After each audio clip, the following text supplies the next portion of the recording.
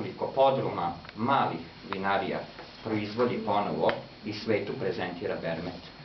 I Bermet postaje jedan od 10 brendova Republike Srbije. Znači, ono po čemu će nas svet prepoznavati je između ostalog i ovo vino i još jedno vino koje ćemo večeras da probamo, koje je još skupocenije i još ekskluzivnije, da se samo na jednom mestu pravi, u samo jednoj vinariji, a njegova proizvodnja iziskuje godine. 1 litra tog vina da bi se proizvela potrebno je da prođe godinu.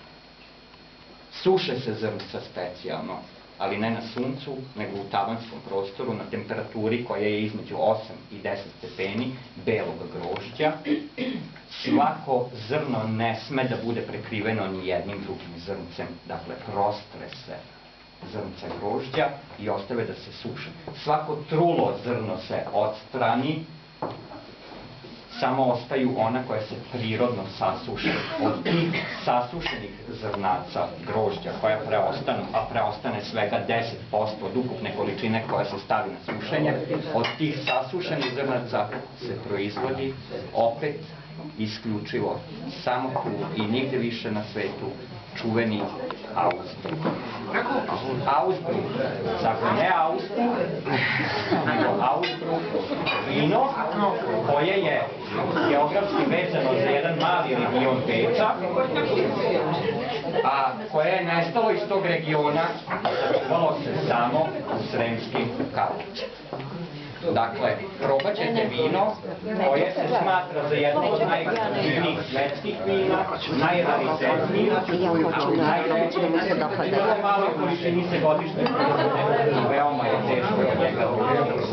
Ausbruk je 1912. godine pronađen na vinskoj karti jednog velikog broda koji je plovio i nikada više uplovio. Bio je na vinskoj karti Titanika. Dakle, Ausbruk se našao na vinskoj karti Titanika, pored Ausbruka i Bermet, prvo vino koje vi večeras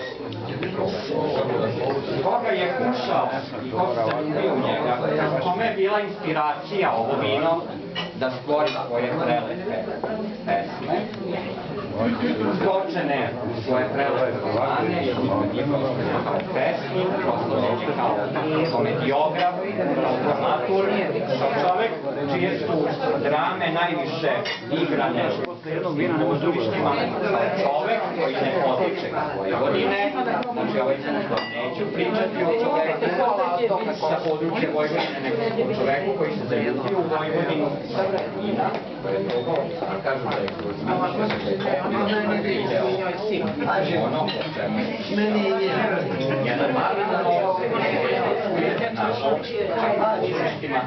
Za kraj moje prezentacije na početak koleginicine degustacije.